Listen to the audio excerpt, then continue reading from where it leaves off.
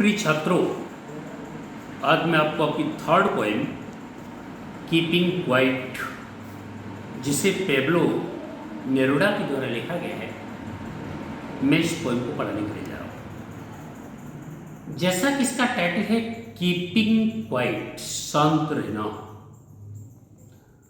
तो इसमें कभी शांत रहने के गुणों के बारे में वर्णन करता है कि शांति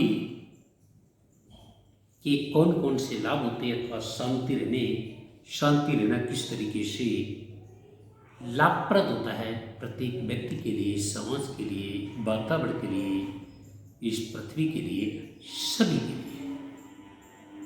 चलिए देखिए क्या कहना चाहता है कवि इसमें। Now we will count to 12 and we will all keep still. कवि कहता नाउ अब वी विल काउंट, हम गिनती गिनेंगे टू 12, 12 तक, 1 2 3 करके अब हम 12 तक गिनती गिनेंगे। And we will all keep still, और हम सभी स्टिल रहेंगे और हम सभी शांत। अब हम सभी 12 तक गिनती गिनेंगे और हम सभी स्टिल रहेंगे, शांत। For once on the face of the earth let us not speak in any language. For once, क्योंकि एक बार on the face of the earth, क्योंकि एक बार इस पृथ्वी के तट पर, इस पृथ्वी पर, let us not speak in any language. सभी को क्या करना चाहिए? अपनी वातावरण में एकदम शांति छा जाए, इसके लिए क्या करना चाहिए कि let us not speak in any language. हमें किसी भी भाषा में बात नहीं करनी चाहिए।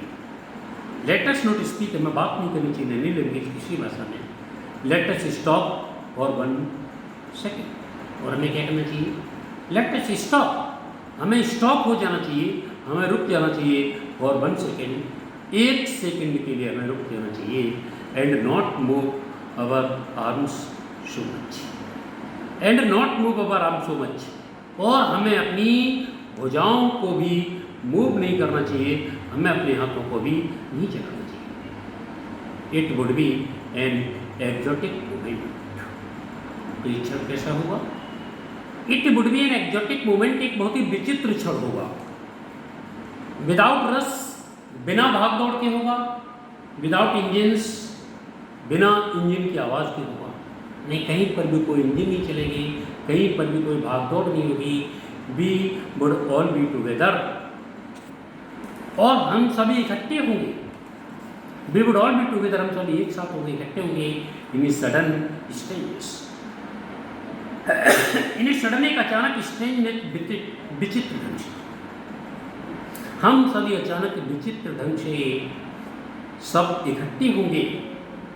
इसके बाद सेकेंड ग्राफ में देखिए क्या कहता है। Fisherman in the cold sea, fisherman मछुआरे इन द कोल्ड सी, ठंडे समुद्र, मछुआरे ठंडे समुद्र में would not harm whales, would not harm, हानि नहीं पहुंचाएंगे वेल्स, वेल मछलियों को हानि नहीं पहुंचाएंगे। And the man gathering salt, and the man, और जो व्यक्ति गैदरिंग, जो इकट्ठा कर रहे हैं, एकत्रित कर रहे हैं सॉल्ट, नमक, और वे व्यक्ति जो नमक को एकत्रित कर रहे हैं, would look at his hurt hands, would look, वे देखेंगे एट हिज हर्ट हैंड्स, अपने घायल।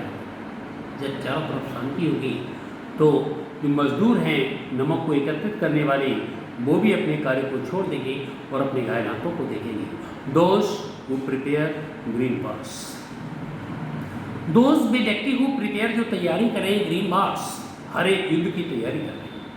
हरे युद्ध से मतलब ताजियत, अथवा हरे युद्ध से मतलब लोग जंगलों को काटते चले जा रहे हैं, पेड़ों को काटते चले जा रहे हैं, जमीन बदल।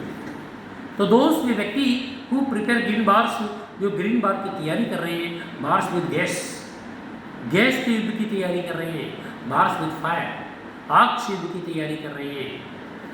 विक्ट्री, वो युद्ध में चाहे विजय ही क्यों न मिल जाए, लेकिन विजय कैसी होगी? विक्ट्री एक ऐसी विजय होगी विद नो सर्वाइवर्स, जिसमें कोई जीवित नहीं बचेगा।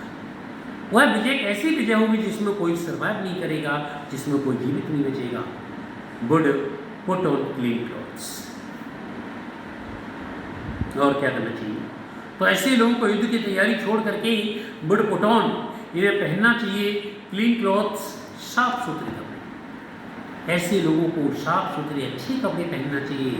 And walk about with their brothers, and walk about, इन्हें टहलना चाहिए विद देयर ब्रदर्स, अपने भाइयों के साथ। और ऐसे लोगों को अपने भाइयों के साथ टहलना चाहिए इन द शेड, छाया में, यानी छाया में अपने भाइयों के साथ पेड़ों की छाया में बैठ करके डूइंग नथिंग, कुछ नहीं करना चाहिए, आराम करना चाहिए। अपने भाइयों के साथ टहलना चाहिए, पेड़ की छाया में बैठ करके इन लोगों को आराम करना चाहिए।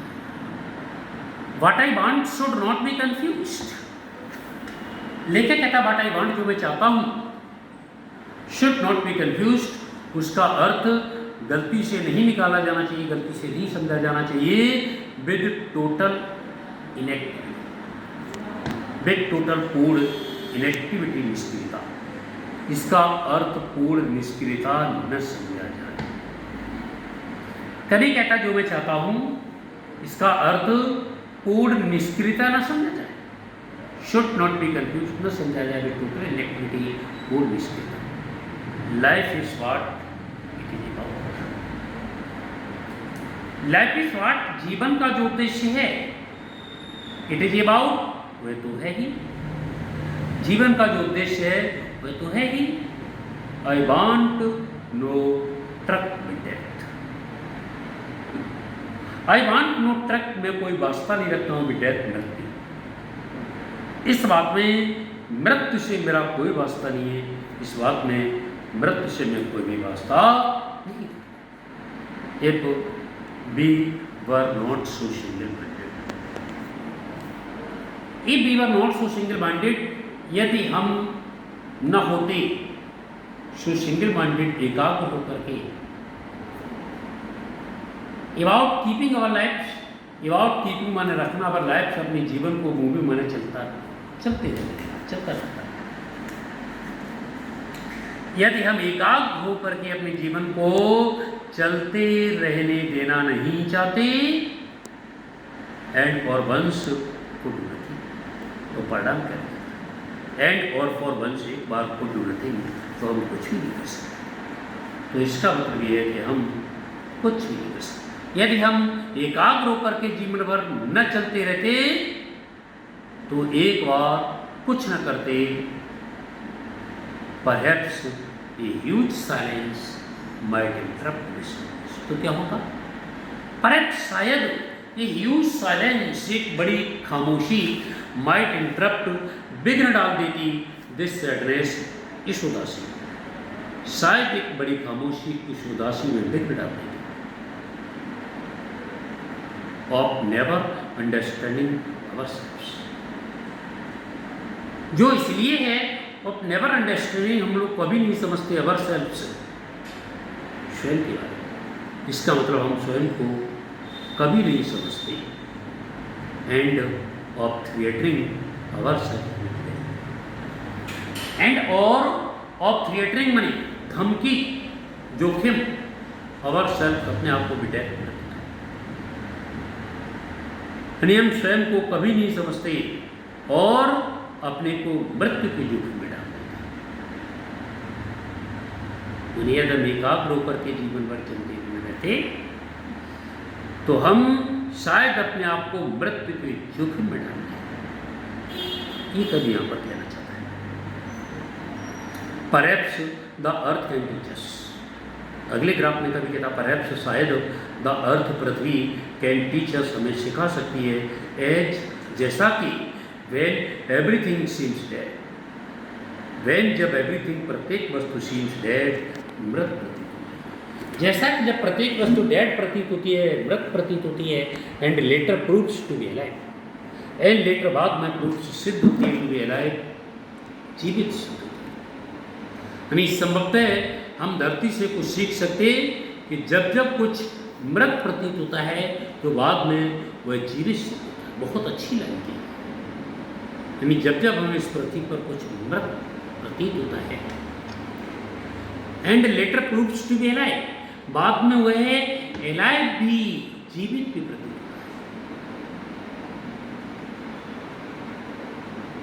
यानी जैसे गर्मी के मौसम में इस पृथ्वी पर बीज मिट्टी में जमे रहते हैं और जैसे बारिश का मौसम आता है वो बीज उग आते हैं, चारों तरफ हरियाली छा जाती है। Now I shall count up, अंत में कभी कहता now up I shall count up to 12, अब मैं 12 तक गिनती गिनूंगा। एंड यू कीप क्वाइट, और तुम्हें शांत रहना चाहिए। एंड आई विल गो, और मैं चला जाऊंगा। 12 तक गिनती गिनने का मतलब निश्चित समय, कभी कहता निश्चित समय तक मैं गिनती गिनूंगा। तुम्हें शांत रहना चाहिए, शांत से मतलब कुछ सोचना चाहिए, भविष्य की प्लानिंग योजना बनानी चाहिए। एंड आई विल गो, और फिर कभी कहता कि मैं चला जाऊंगा, फिर तुम्हें अपने कार्य में लग जाना चाहिए। ये इस कविता का मुख्य अर्थ था, ये इस कविता का मुख्य सार है। नेक्स्ट वीडियो में नेक्स्ट टॉपिक के साथ फिर मुलाकात होती है। धन्यवाद।